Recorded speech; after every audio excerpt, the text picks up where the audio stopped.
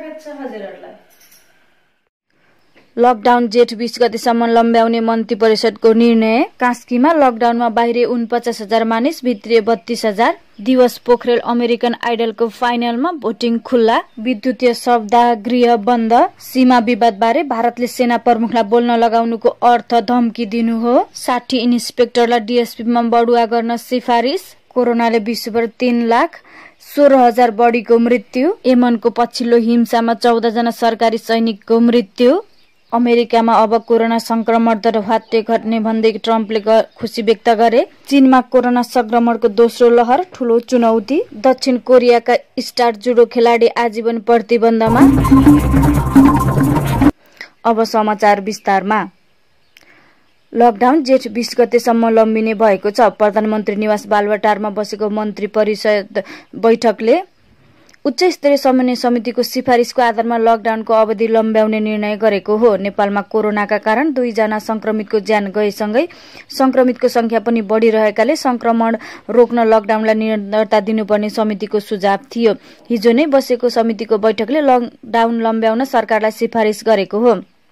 सरकारले पहिलो पटक चैत 11 देखि 18 गतेसम्म लकडाउन गरेको थियो। त्यसपछि दोस्रो पटक चैत 25 गतेसम्म फेरि थपेर चैत 30 गतेसम्म, त्यसपछि वैशाख 15 र 10 दिन थप्दै वैशाख 25 गतेसम्म र पछिल्लो पटक जेठ 5 गतेसम्म लकडाउन थपिएको थियो।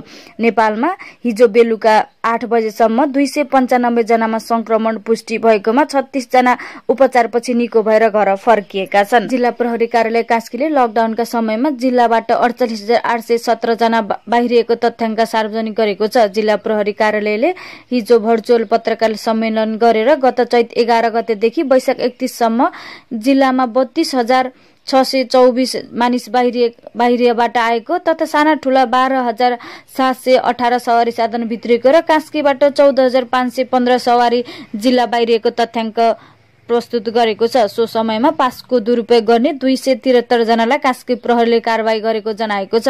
यस्तै सवारी चालक अनुमति पत्र नलिएका, म्याद सकिएको पास प्रयोग गरेका, अर्कै व्यक्तिको सवारी पास प्रयोग गरेका, एउटा सवारी साधनको पास लिएर अर्को सवारी साधन चलाएका, तोकिएको स्थानभन्दा अर्कै स्थानमा सवारी चलाएका र क्षमताभन्दा बढी यात्रु बोक्ने र प्रयोजन विपरीत सवारी चलाउनेहरू कारबाहीमा परेको प्रहरी प्रमुख दानबहादुर कार्कीले जानकारी दिनुभएको छ। गण्डकी प्रदेश सरकारले गत वैशाख दोस्रो सातादेखि निर्माणमा सहज बनाउने निर्णय गरेपछि पोखरामा लकडाउन केही खुकुलो देखिएको थियो। देशमा कोरोनाको संक्रमण दर बढ्न थालेपछि कास्की प्रशासनले वैशाख 31 अघिका पास खारेज गरेर लकडाउनलाई कडाई गरेको छ। यस अवधिमा अपराध सम्बन्धी 85 वटा मुद्दा दर्ता भएका छन्, जसमध्ये चैतमा मात्र 67 मुद्दा दर्ता भएका छन्। बैंकिङ कसुरका 10 मुद्दा परेका छन्। नेपाली युवक दिवस पोखरेल अमेरिकन आइडलको टप 5 मा प्रवेश गरेका छन्। टप 5 को घोषणासँगै उपाधिका लागि भोटिङ खुल्ला भएको छ।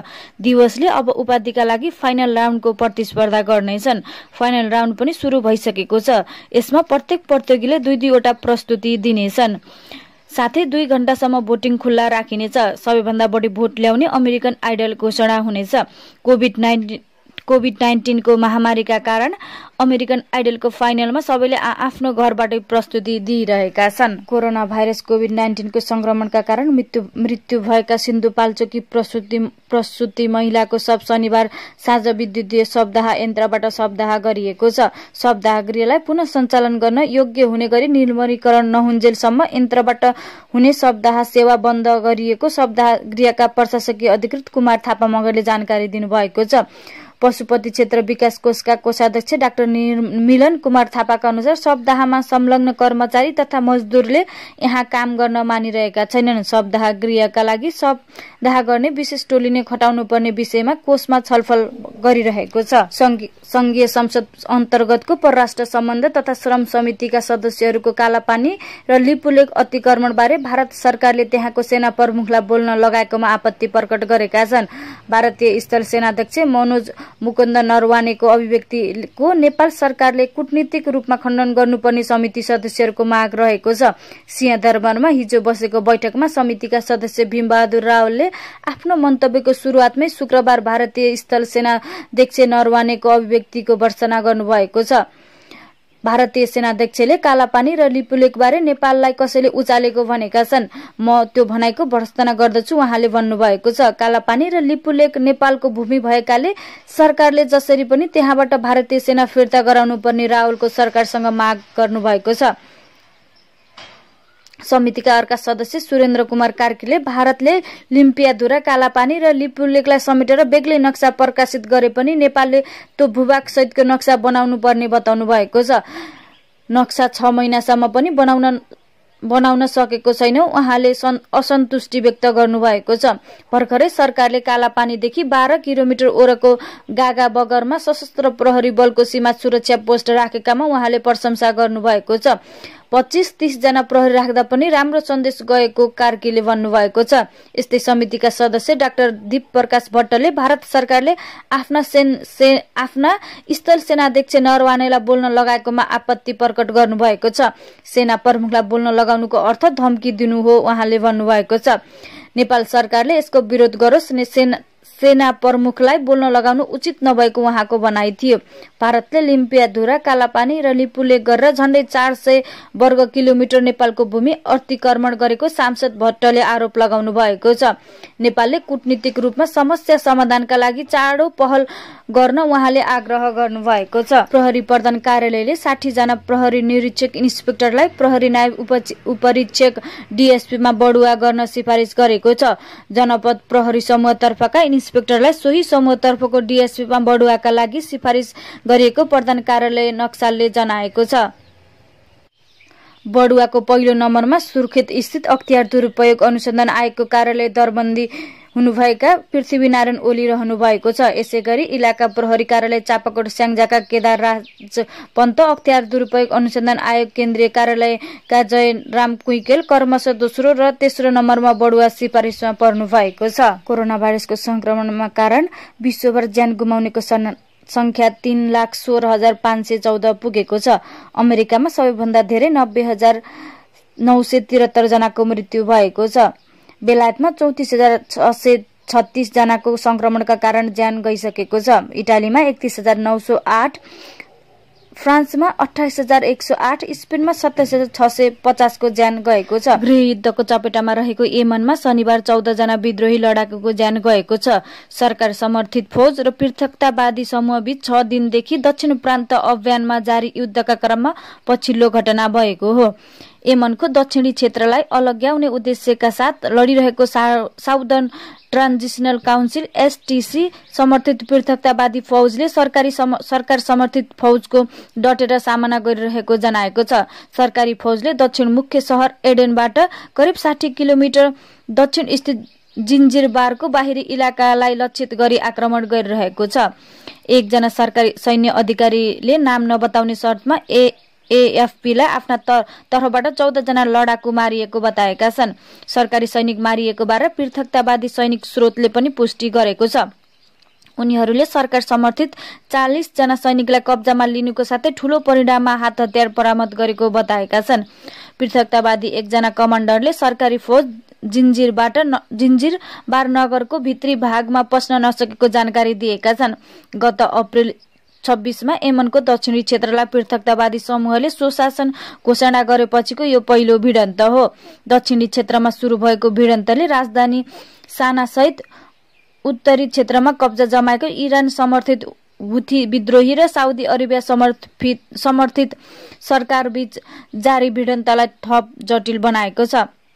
सरकार र दक्षिणमा सक्रिय एसटीसी प्राविधिक रूपमा हुथी विरुद्धको लामो युद्धमा सँगै छन्। तर पृथकतावादी समूह एसटीसी र साउदी समर्थित सरकारबीच पुनः फाटो आएको छ। सरकार र एसटीसी बीच गत नोभेम्बरमा रियादमा भएको युद्धविराम र सत्ता सहभागिता सम्बन्धी सम्झौतालाई सरकारले उल्लङ्घन गरेको भन्दै एसटीसी उक्त सम्झौताबाट अलगिएको छ।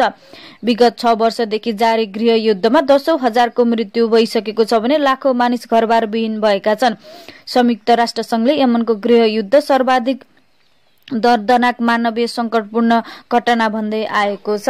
अमेरिकाका राष्ट्रपति डोनाल्ड ट्रम्पले अब आफ्नो देशमा कोरोना भाइरसको संक्रमण दर ह्वात्तै घट्ने दावी गरेका छन्। केही अपवादलाई छाडेर यो निकै खुसीको खबर भएको भन्दै ट्रम्पले ट्विट गरेका हुन्। कसरी घट्छ भन्ने बारे चाहिँ उनले केही खुलासा गरेका छैनन्।